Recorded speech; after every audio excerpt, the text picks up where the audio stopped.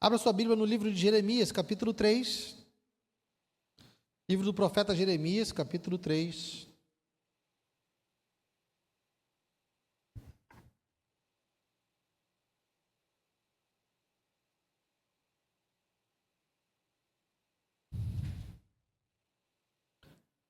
Jeremias, capítulo 3.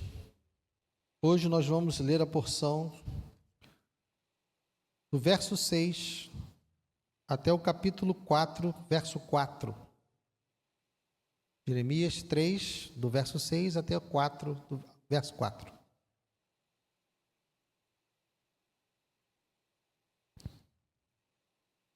Jeremias 3, a partir do verso 6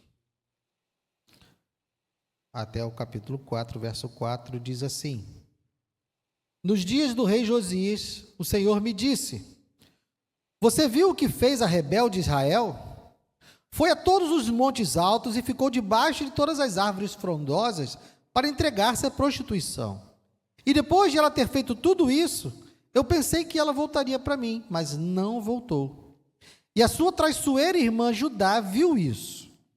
Quando, por causa de tudo isso, por ter ela cometido adultério, eu despedi a rebelde Israel e lhe dei carta de divórcio, vi que a irmã dela, a traiçoeira Judá, não ficou com medo, mas também ela foi e se entregou à prostituição. E aconteceu que, pela facilidade com que se entregou à prostituição, ela contaminou a terra, porque adulterou, adorando pedras e árvores. Apesar de tudo isso, a irmã dela, a traiçoeira Judá, não voltou para mim de todo o coração, mas fingidamente, diz o Senhor. O Senhor me disse: a rebelde Israel se mostrou mais justa do que a traiçoeira Judá.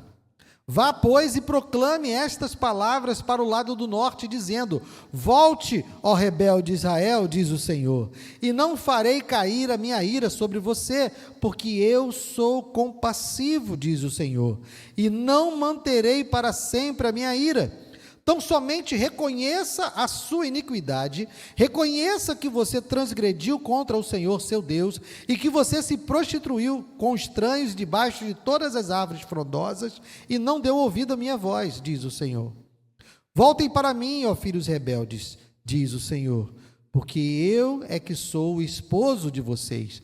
Eu os tomarei, um de cada cidade e 2 de cada família, e os levarei a Sião. Darei a vocês pastores segundo o meu coração, que os apacentem com conhecimento e com inteligência. E quando vocês se multiplicarem e se tornarem fecundos na terra, então, diz o Senhor, nunca mais se exclamará a arca da aliança do Senhor.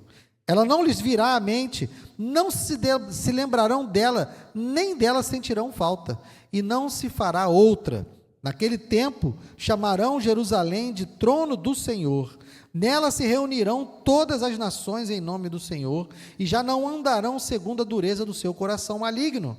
Naqueles dias, a casa de Judá andará com a casa de Israel, e elas virão juntas da terra do norte, para a terra que dei em herança aos pais de vocês. Eu disse a mim mesmo: como gostaria de colocá-la entre os filhos e dar-lhe a terra desejável, a mais bela herança das nações. Pensei que você me chamaria de pai e não se desviaria de mim. Mas, assim como a mulher que com traição se afasta do seu marido, assim você foi infiel para comigo, ó casa de Israel, diz o Senhor. Nos lugares altos se ouve uma voz, o pranto e as súplicas dos filhos de Israel, porque eles perverteram o seu caminho e se esqueceram do Senhor seu Deus. Voltem, filhos rebeldes, eu curarei as suas rebeliões. O povo responde: Eis-nos aqui, vimos ter contigo, porque tu és o Senhor nosso Deus. Na verdade, não passa de ilusão o que vem das colinas, o barulho que vem das montanhas. Na verdade, a salvação de Israel está no Senhor nosso Deus.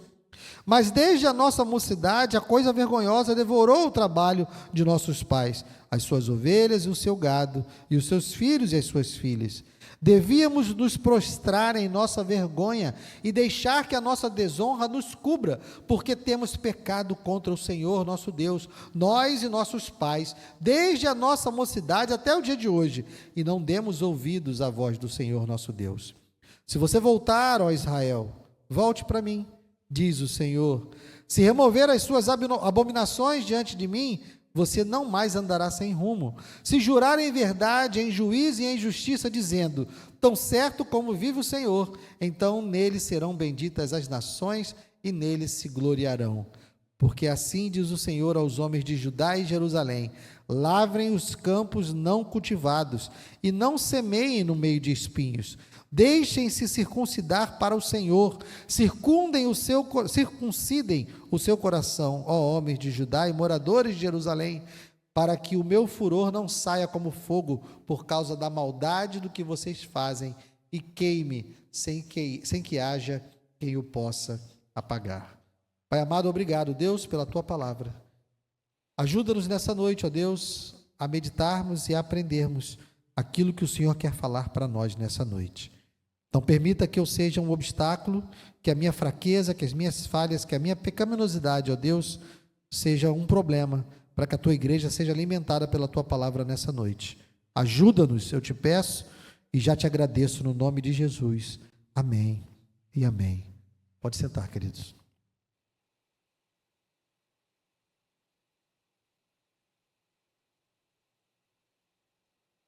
Lá em casa, quando eu ia bater nos meus filhos, eu tinha um ritual. Minha mulher ria pra caramba. Meus filhos nem tanto, né? Porque era na hora de bater neles.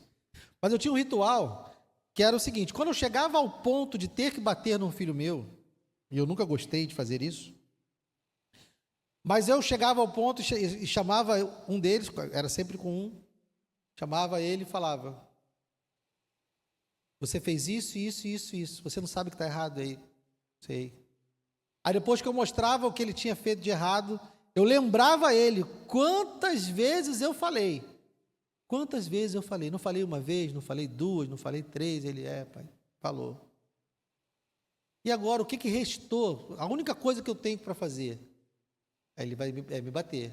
Aí eu dava uma chinelada só, era uma chinelada só. E aí ele já chorava. E depois que eu batia, para completar o ritual, depois que eu batia nele, aí eu o abraçava e falava para ele: meu filho, eu nunca quero bater em você, mas se eu não fizer o que eu tenho que fazer, eu não serei seu pai. Eu preciso corrigir você, mas seria melhor se eu não precisasse bater em você. E era sempre o mesmo ritual: conversar para mostrar onde é que ele tinha errado, mostrar quantas vezes eu chamei a atenção dele antes de bater. Depois eu batia e no final eu abraçava e dizia que doía em mim quando eu tinha que bater nele. Era esse ritual. Aqui em Jeremias nós vamos ver algo semelhante. Deus está fazendo com Judá algo semelhante a esse ritual. Ele é um pai amoroso, ele é um pai que repreende, mas ele é um pai que ama. Nós vimos na semana passada Deus apresentando os seus motivos, Deus apresentando aonde Israel tinha errado e como Israel tinha sido infiel. Ele apresenta a sua causa, Deus apresenta o seu caso, mostrando que Israel era como uma esposa infiel, que traiu o seu marido bom e dedicado, que é o Senhor. O Senhor cuidou de Israel, o Senhor colocou eles numa terra que manda leite e mel, deu provisão, protegeu ele das outras nações, e ainda assim ele foi infiel. E a infidelidade de Judá era tanta que a comparação de Deus com a esposa infiel ultrapassa e chega até a prostituta. Então, Israel não traiu o Senhor apenas como uma mulher adúltera, traiu Israel como uma prostituta, pelo tanto de vezes e pelo número de deuses que ela traiu o Senhor e foi em idolatria atrás desses deuses. Então nós vimos na semana passada que Deus estava indignado com a traição que Judá fez com ele, mostrando que Deus se importa com cada uma das nossas ações. Ele estava indignado com Israel. Agora, no texto de hoje, o Senhor continua falando dessa infidelidade, mas nós vamos ver que há uma mudança no tom, e ele vai deixar de fazer apenas as suas acusações. Nós vamos ver que ele vai, então, após ter mostrado os erros, ter mostrado os pecados de Israel, ele também vai começar a falar de graça e de misericórdia. Dos versos 6 ao verso 11, nós vemos Deus mostrando como Judá não aprendeu com os erros de Israel. Deus está dizendo aqui, olha, você viu como é que Israel fez? Ele começa, falando com Jeremias. Você viu o que fez a rebelde Israel? Foi a todos os montes altos, ficou debaixo de todas as árvores frondosas para entregar-se à prostituição. Ele está falando com o reino do sul. Vamos fazer uma pequena regressão no tempo, porque eu não sei se todos compreendem o que seria o reino do norte e o reino do sul. Israel era uma nação só. Eles tomaram a terra prometida e foram, então, conquistando aquela terra e eram uma única nação. Reinaram sobre Israel Saul, Davi e Salomão. Mas quando Salomão morre, existe então uma divisão no reino. Fica então dividido o reino do norte, chamado Israel, cuja capital é Samaria, e foi governada por Roboão, que não era da descendência de Davi. Então o reino do norte, chamado Israel, cuja capital era Samaria, era governado por uma linhagem que não era da linhagem de Davi. E teve o reino do sul, chamado Judá, que foi governado pelo filho de Salomão, e todos os reis que se seguiram no reino do sul eram da linhagem de Davi. Então, o reino do norte, sem linhagem de Davi. Reino do sul, linhagem de Davi. Ok? O reino do norte, que aqui Deus está falando com Jeremias, está falando de como eles eram idólatras, porque desde o início, desde quando foi fundado o Reino do Norte, eles se tornaram idólatras. Por quê? Porque o templo que Salomão construiu estava lá na capital de Jerusalém. Jerusalém ficou sendo a capital do Reino do Sul. O que Roboão pensou? Se eu deixar o povo ir adorar no templo lá em Jerusalém, eles vão gostar mais do filho lá do Salomão, não vão gostar de mim. Então o que ele fez? Ele botou um bezerro de ouro em Dan e outro em Betel e falou para o povo do Reino do Norte: aqui está o seu Deus que te tirou da terra do Egito. E estimulou o Reino do Norte a adorar os bezerros de ouro. Então eles são idólatras desde o início, desde o começo do Reino do Norte, eles são idólatras. E Deus está falando deles, está dizendo, olha, o reino do norte, o povo de Israel, era um povo que adorava, que se prostituía com árvores frondosas, e entregou-se à prostituição. Ele está dizendo que o reino do sul, para quem Jeremias está falando agora, porque nesse tempo em que Jeremias está falando, o reino do norte já tinha sido destruído por causa da sua idolatria. Uns 100 e poucos anos antes disso que Jeremias está falando aqui, o reino do norte foi destruído. Deus entregou eles nas mãos do império assírio e eles foram completamente desfigurados. O império assírio misturou outras nações ali e foi uma mistureba de descendências e de deuses. Daí surge o povo samaritano, que a gente vai escutar lá no Novo Testamento. O povo samaritano são aqueles que viviam em Samaria, do Reino do Norte, essa miscelânea de mistura do povo de Israel com outros povos, ok? Então, Deus está dizendo para Jeremias que Judá viu o que ele fez com Israel. Judá viu que Israel era idólatra, Judá viu que Deus foi lá e puniu Israel, só que Judá não teve medo. Verso 8, quando por causa de tudo isso, por ter ela cometido adultério, eu despedi a rebelde Israel e lhe dei carta de divórcio, vi que a irmã dela, a traiçoeira Judá, não ficou com medo, mas também ela foi e se entregou à prostituição. Algo inimaginável. Porque, meus irmãos, se você viu alguém fazendo algo e se dando mal, quem vai tentar fazer a mesma coisa? Tem um ditado antigo que eu sempre digo, e eu nunca sei de quem é, não fui eu que inventei, tá? eu só repito, mas eu não consigo dar autoria, mas que diz: pessoas burras não aprendem nem com os próprios erros, elas fazem, dá errado e elas continuam fazendo. Uma pessoa normal, ela aprende com os próprios erros, ela faz algo, errou, não vou fazer mais, deu errado, não vou fazer mais. Uma pessoa sábia, ela aprende com os erros dos outros. A pessoa sábia observa e vê, aquele cara tentou isso, não deu certo, por que eu vou tentar? Não preciso, já sei que não dá certo. E ele vai aprendendo com os erros dos outros. Judá teve uma oportunidade de aprender com os erros de Israel.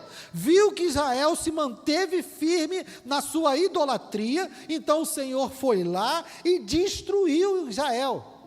O que Judá faz? Eu vou fazer a mesma coisa que Israel. Foi isso, é isso que Deus está dizendo. Mas também ela foi e se entregou à prostituição. No verso 9, e aconteceu que pela facilidade com que se entregou à prostituição, ela contaminou a terra, porque adulterou adorando pedras e árvores. Apesar de tudo isso, a irmã dela, a traiçoeira Judá, não voltou para mim de todo o coração, mas fingidamente. A rebelde Israel se mostrou mais justa do que a traiçoeira Judá. Deus está dizendo aqui que Judá era pior do que Israel. Primeiro lugar, por quê? Porque Judá viu o que aconteceu com Israel e ainda assim foi lá e fez. E em segundo lugar, ela fingia. Veja no verso 10, Judá não voltou para mim de todo o coração, mas fingidamente. O que Judá fazia? Judá adorava o Senhor e adorava os outros deuses também. Ela não abandonou o Senhor, o templo estava lá, a instituição, da religião judaica estava lá, os sacerdotes estavam lá, mas também estava lá as árvores frondosas, também estavam os postes ídolos, também estava lá, e juntou tudo. Então Israel fingia diante do Senhor. Por isso que aqui Deus está dizendo para Jeremias, a rebelde Israel se mostrou mais justa, porque Israel era idólatra e pronto, ela não fingia nada, desde o início, não tinha templo, não tinha nada, estava lá 2 bezerros de ouro e é isso, sou idólatra e pronto. Judá não, Judá fingia de santinha, não, está aqui o templo do Senhor, está aqui a adoração ao Senhor, mas por trás estava toda a mesma idolatria que tinha Israel. Então, Deus está dizendo para Jeremias que Judá era pior do que Israel no quesito idolatria. Mas então, depois de toda a palavra que ele deu de acusação, depois de ter mostrado todos os erros, de ter mostrado todos os pecados de Judá, vejam então o que Deus vai mandar Jeremias falar. Verso 12. Vá, pois, e proclame estas palavras para o lado do norte, dizendo: volte, ó rebelde Israel, diz o Senhor, e não farei cair a minha ira sobre você, porque eu sou compassivo, diz o Senhor, e não manterei para sempre a minha ira. Então somente reconheça a sua iniquidade, reconheça que você transgrediu contra o Senhor, seu Deus, e que você se prostituiu com estranhos, debaixo de todas as árvores frondosas, e não deu ouvido à minha voz, diz o Senhor. Voltem para mim, ó filhos rebeldes, diz o Senhor, porque eu sou o esposo de vocês, eu os tomarei, 1 de cada cidade, e 2 de cada família, e os levarei a Sião. Vejam, Deus manda Jeremias proclamar para o norte. Por quê? Ele está proclamando para aquela nação que foi destruída já. Ele não mandou Jeremias falar com Judá. Ele vai lá no meio de Judá, se vira para o norte, ele diz, proclame estas palavras para o lado do norte. Então ele vai no meio de Judá, se vira para o norte, lá onde viviam aquela nação idólatra, que já foi destruída, e ele começa a chamar de volta aquelas pessoas, porque havia um remanescente, havia alguns que haviam sobrado lá, e ele está dizendo, volte para mim. Deus está mostrando, no meio de Judá, está mostrando a sua grande misericórdia com Israel. Então, é uma proclamação para o norte, mas que também é uma demonstração para o sul. Por quê? Se até mesmo aquela cidade que já foi destruída encontra perdão, nós também temos esperança. O que Deus está mostrando para Judá é que, se ele é capaz de se reconciliar, se ele é capaz de demonstrar misericórdia com aqueles que ele já destruiu, quanto mais ele teria misericórdia de Judá se eles se arrependessem agora. Ele está dizendo que o seu coração é compassivo. Deus está dizendo: eu conheço todos os seus erros, eu conheço todos os seus pecados, eu conheço toda a sua maldade, mas ainda assim, volte-se para mim. Volte, ó rebelde Israel, diz o Senhor. E ele diz no 13: tão somente reconheça a sua iniquidade. Reconheça que você transgrediu contra o Senhor, seu Deus, e que se prostituiu com estranhos. O nosso Deus, Ele está pronto para perdoar, basta nós demonstrarmos sincero arrependimento. Não importa o tamanho dos pecados, não importa o quão longe nós estejamos do Senhor, Ele está pronto para nos ouvir dizer: Senhor, eu errei, eu me arrependo e eu quero voltar. Essa figura de Deus chamando Israel aponta para o pai do filho pródigo, que estava aguardando o seu filho depois de todo esse tempo. O filho pródigo pega toda a sua herança, como se tivesse desejado que o pai morresse, pega toda a sua herança antecipadamente, vai, gasta de maneira completamente irresponsável e volta. E ele encontra o seu pai esperando ele na estrada. Esse é o nosso Deus. Esse é o tamanho da graça e da misericórdia do nosso Deus. Ele está pronto para perdoar. Ele está dizendo para Judá: se eu sou capaz de perdoar o reino do norte, eu também sou capaz de perdoar vocês. Se eu estou dizendo para o reino do norte que eles só precisam reconhecer os seus pecados, confessar os seus pecados, eu estou dizendo: basta vocês também reconhecerem os seus pecados, confessem os seus pecados diante do Senhor, que Ele vai curar a sua rebeldia. Ele continua, versos 15 a 18: darei a vocês pastores segundo o meu coração, que os apacentem com conhecimento e com inteligência. E quando vocês se multiplicarem e se tornarem fecundos na terra, então diz o Senhor, nunca mais se exclamará: a arca da aliança do Senhor. Ela não lhes virá à mente, não se lembrarão dela, nem sentirão falta, e não se fará outra. Naquele tempo, chamarão Jerusalém de trono do Senhor. Nela se reunirão todas as nações em nome do Senhor. E já não andarão segundo a dureza do seu coração maligno. Naqueles dias, a casa de Judá andará com a casa de Israel, e elas virão juntas da terra do norte, para a terra que dei em herança aos pais de vocês. Deus continua fazendo a proclamação da sua graça, continua fazendo a proclamação da sua misericórdia, e aqui ele vai além. Porque, irmãos, os profetas não tinham total clareza de como seria o dia do Senhor.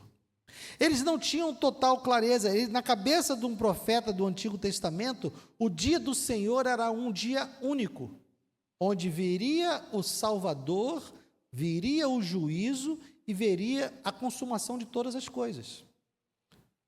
Na cabeça de um profeta do Antigo Testamento, não haveria essa primeira vinda do Messias para conquistar o perdão dos pecados e uma segunda vinda onde ele virá então restaurar todas as coisas.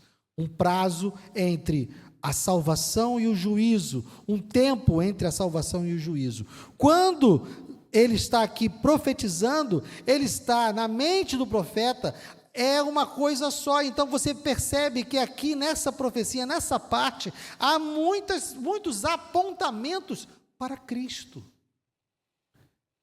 Ele está falando da restauração de uma nação naquele tempo, mas está nos trazendo elementos que apontam para a salvação maior e definitiva que aconteceria no futuro. Vejam só, quando ele diz: nunca se exclamará a arca da aliança do Senhor, ela não lhes virá à mente e não se lembrarão dela, nem dela sentirão falta.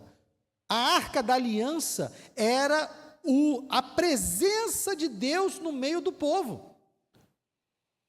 Israel sem a arca da aliança era como se Israel estivesse sem o seu Deus. O que o profeta está dizendo é que haveria o tempo, chegaria o dia em que a graça do Senhor, o perdão do Senhor alcançaria não somente Israel, mas veja aqui no verso 17: naquele tempo chamarão Jerusalém de trono do Senhor, nela se reunirão quem? Todas as nações em nome do Senhor, e já não andarão segundo a dureza do seu coração maligno. Ele está apontando aqui já para a nova aliança, ele está apontando aqui para a salvação que alcança não apenas Israel, não apenas Judá, mas todas as nações da terra. Aqui na sua profecia já há a predição daquilo que aconteceria com a vinda do Senhor, e a Arca da Aliança se tornaria algo obsoleto. Ele diz: vocês não vão sentir falta dela, vocês não vão nem se lembrar dela, não vão querer fazer outra. Por quê? Porque Deus agora habita no meio de nós. Ele encarnou, ele veio cheio de graça e de verdade. O Senhor Jesus é a presença de Deus no meio do seu povo.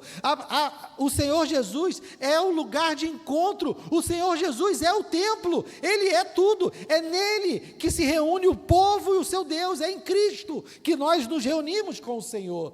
Então ele aqui está nos dando pequenos spoilers do que seria a salvação vindoura.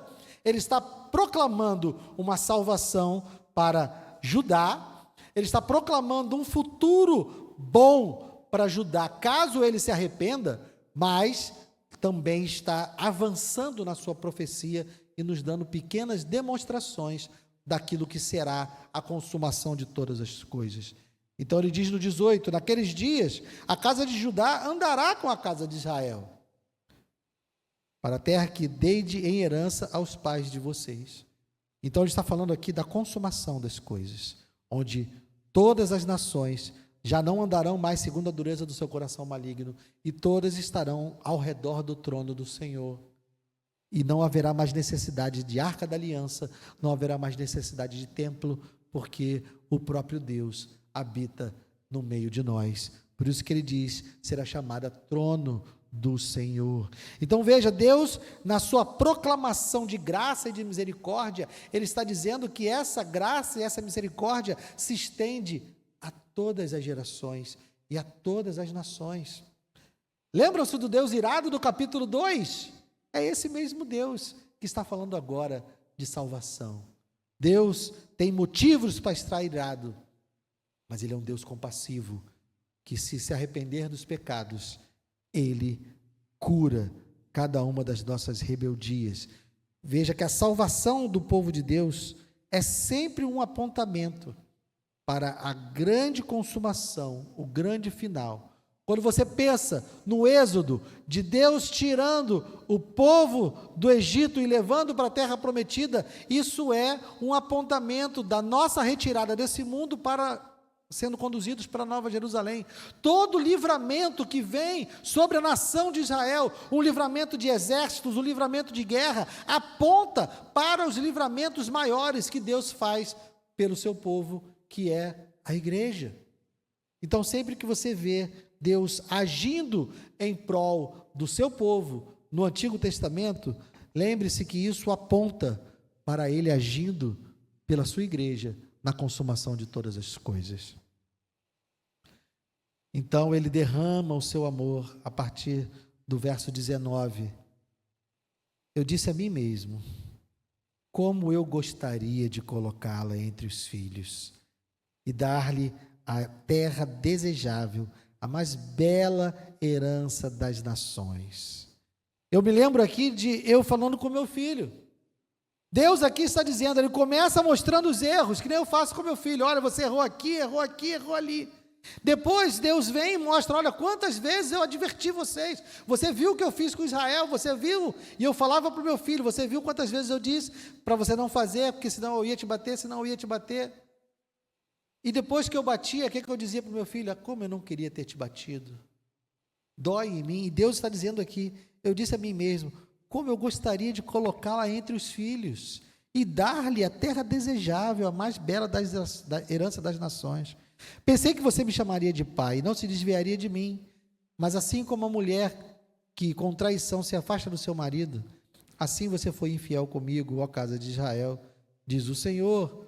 Nos lugares altos se ouve uma voz, o pranto e as súplicas dos filhos de Israel, porque eles perverteram seu caminho e se esqueceram do Senhor.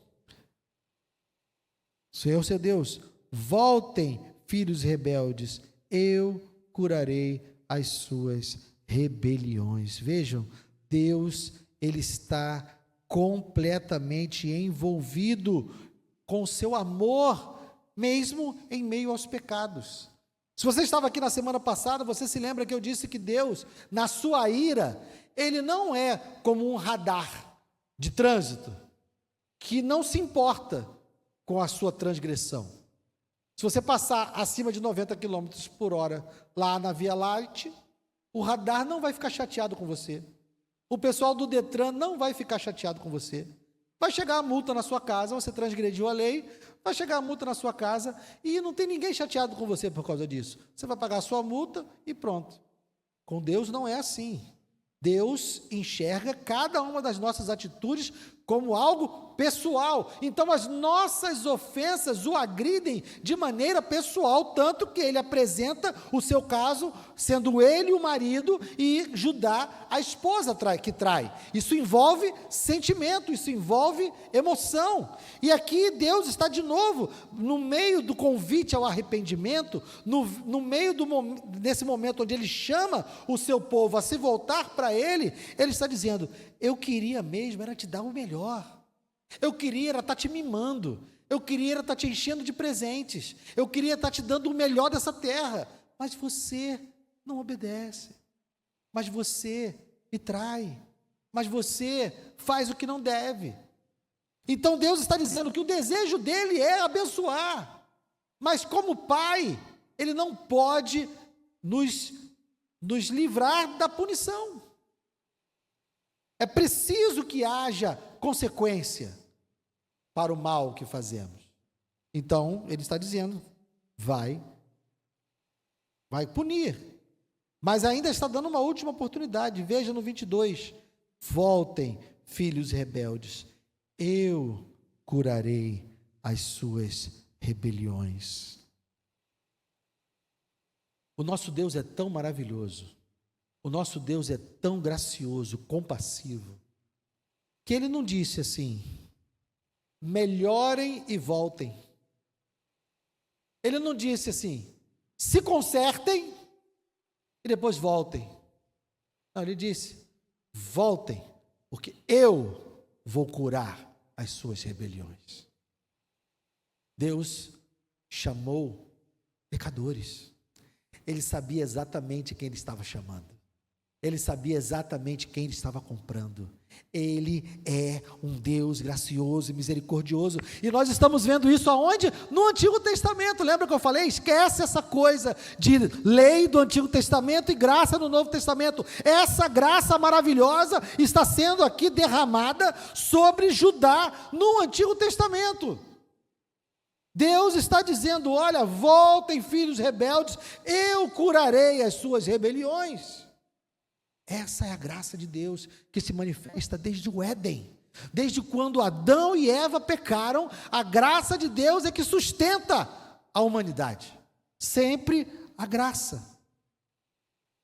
Então aqui, no meio dos oráculos, no meio das proclamações que aqui Jeremias está fazendo, quando coloca aqui no 22, o povo responde, é preciso aqui a gente entender que esse o povo responde ainda está no meio da profecia que Deus está trazendo. Então essa não é uma resposta real. Isso aqui é Deus dizendo como o povo deveria responder. Essa não é a resposta do povo, tá? Isso aqui é Deus dizendo como o povo deveria responder a esse convite que ele está fazendo. Eis-nos aqui. Vimos ter contigo, porque tu és o Senhor nosso Deus. Na verdade, não passa de ilusão o que vem das colinas, o barulho que vem das montanhas. Na verdade, a salvação de Israel está no Senhor nosso Deus. Então, o que Deus quer que o povo reconheça, em primeiro lugar, é a nulidade dos seus ídolos. Não passa de ilusão o que vem das colinas, aquela adoração, aquele culto que eles prestam nas colinas, não passa de ilusão. O barulho que vem das montanhas, das festas, dos cânticos que eles cantam aos ídolos das montanhas, tudo isso não passa de ilusão. O que Deus quer na resposta do povo é o reconhecimento da nulidade dos seus falsos deuses, da nulidade dos seus ídolos. Ele quer que eles confessem que somente Deus, na verdade, a salvação de Israel está no Senhor nosso Deus. É isso que Deus quer, arrependimento, confissão. Depois ele quer que seja reconhecida a justiça da sua punição. Verso 24 e 25. Mas desde a nossa juventude, a coisa vergonhosa, essa coisa vergonhosa aqui é a idolatria, tá? É a adoração deles aos outros deuses. Desde a nossa juventude, a coisa vergonhosa devorou o trabalho dos nossos pais, as suas ovelhas, o seu gado, os seus filhos e suas filhas. Por quê? Porque essa era a maldição de Deuteronômio. Se eles adorassem outros deuses, o seu gado seria consumido, seus filhos seriam mortos. Isso tem a ver com as maldições de Deuteronômio. Então, aqui eles estão confessando que o mal que sobreveio a eles não era causa do Senhor, era por causa da sua idolatria. Eles estão reconhecendo a justiça de Deus. 25, devíamos nos prostrar em nossa vergonha e deixar que a nossa desonra nos cubra, porque temos pecado contra o Senhor nosso Deus, nós e nossos pais, desde a nossa mocidade até o dia de hoje, e não demos ouvidos à voz do Senhor nosso Deus. Isso aí é o povo dizendo para Deus: o Senhor me bateu e o Senhor estava certo. O Senhor me bateu e eu merecia apanhar. É isso que ele está dizendo, a coisa vergonhosa que devorou. Não foi o Senhor que tirou deles, não foi o Senhor que derramou sobre eles esses males, foram eles mesmos, quando optaram por ir para a idolatria.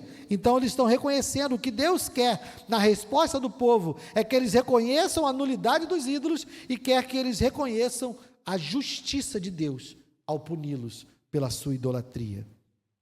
Essa é uma resposta ideal apresentada por Deus. E agora Deus continua, capítulo 4, do 1 ao 4. Depois que ele dá essa resposta ideal, né, que Israel deveria dar, então agora Deus fala: se você voltar, ó Israel, volte para mim, diz o Senhor. Se remover as suas abominações diante de mim, você não mais andará sem rumo. Se jurar em verdade, em juízo e em justiça, dizendo, tão certo como vive o Senhor, então nele serão benditas as nações e nele se gloriarão. Porque assim diz o Senhor aos homens de Judá e de Jerusalém: lavrem os campos não cultivados e não semeiem no meio de espinhos. Deixem-se circuncidar para o Senhor, circuncidem o seu coração, ó homens de Judá e moradores de Jerusalém, para que o meu furor não saia como fogo, por causa da maldade do que vocês fazem, e queime sem que haja quem o possa apagar. Vejam, Deus está chamando o povo ao arrependimento real agora. Ele disse como eles deveriam responder e agora está avisando: se você se voltar para mim, e se você remover as suas abominações diante de mim, nós faremos as pazes. Deus termina esse trecho da sua profecia convidando Judá. Por meio desse convite a Israel, está convidando Judá a se arrepender e fazer as pazes com Deus, a abandonar a sua idolatria. Está dando uma última chance antes da chinelada. Mas eu e você sabemos que a chinelada vem porque eles não vão atender o convite do Senhor. Infelizmente, Israel não atende o convite do Senhor, e a chinelada vai ser na semana que vem. Mas hoje, nós vemos que Deus mostrou o erro de Israel, mostrou o erro de Judá, chamou eles ao arrependimento, mostrou quantas vezes eles foram advertidos, quantas vezes eles tiveram a chance de voltar-se para Deus, quantas vezes Deus falou aqui: voltem para mim, voltem para mim, voltem para mim, fica de trabalho de casa. Chega em casa e lê esse texto e vê quantas vezes Deus fala: volte. Deus chama, Deus disse o que ele queria fazer de verdade. Ele queria estar abençoando, mas não podia por causa da desobediência e por causa da idolatria. Então, ele vai ser obrigado a dar a chinelada, porque o povo não aprende, não se arrepende e não confessa os seus pecados.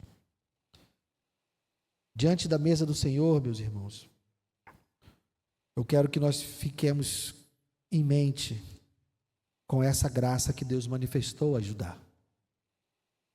Quando ele diz para Israel, um povo que ele já destruiu: voltem, filhos rebeldes, porque eu curarei as suas rebeliões.